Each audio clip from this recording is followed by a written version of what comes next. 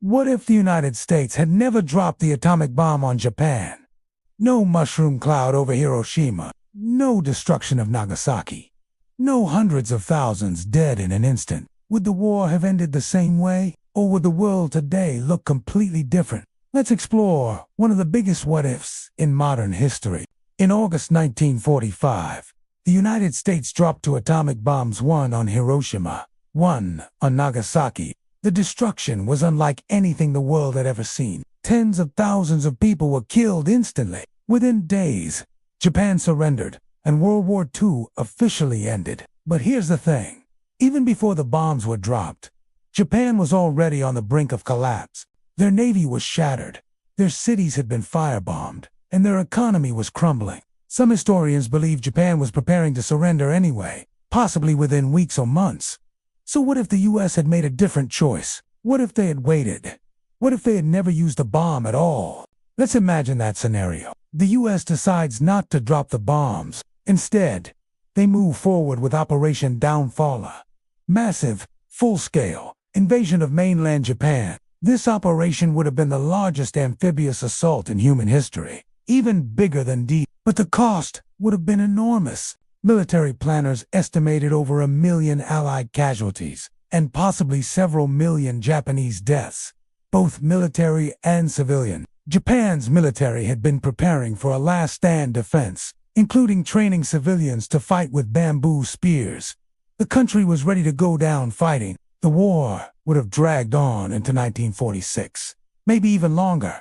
Cities would still have burned, lives would still have been lost. Only this time, it wouldn't have happened in an instant. It would have been a slow, grinding, bloody end. Now, let's zoom out. If the atomic bomb had never been used, what impact would that have had on the world beyond Japan? The US would have kept its most powerful weapon a secret, at least for a while. The Soviet Union might not have taken it seriously. Without the bomb being demonstrated in Hiroshima and Nagasaki, Stalin could have been more aggressive in Eastern Europe, possibly sparking new conflicts or even expanding into Asia. The early stages of the Cold War might have looked very different. And think about how the world views nuclear weapons today. Part of the fear, the horror, and the caution we have comes from what we saw in 1945. If that horror had never happened, if those cities had never been destroyed, would nuclear weapons have been treated with the same fear and respect? Or would more countries have used them later on, thinking of them as just another powerful weapon? It's possible that without the real-life example of Hiroshima, the threshold for using nuclear weapons in future wars would have been much lower. On a moral level, the conversation changes too. Without Hiroshima and Nagasaki, there are no survivor stories, no haunting images, no first-hand accounts of what nuclear devastation really looks like. The world might have learned about nuclear war not through history books, but through another bomb, in another city, during another war. Maybe not in 1945, maybe in 1955, or 1962, or even later. And when it happened, the world might not have been ready. Sometimes, terrible things teach unforgettable lessons.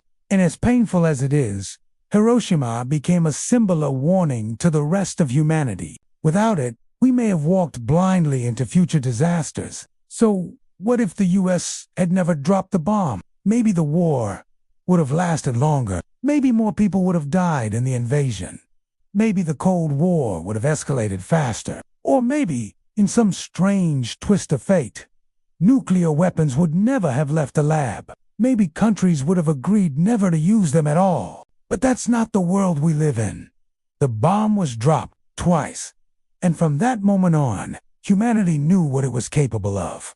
We saw how easy it was to destroy a city, and we've lived in that shadow ever since. The atomic bomb ended World War II, but it also began a new kind of fear. A fear we still carry today, because once that line was crossed, there was no going back.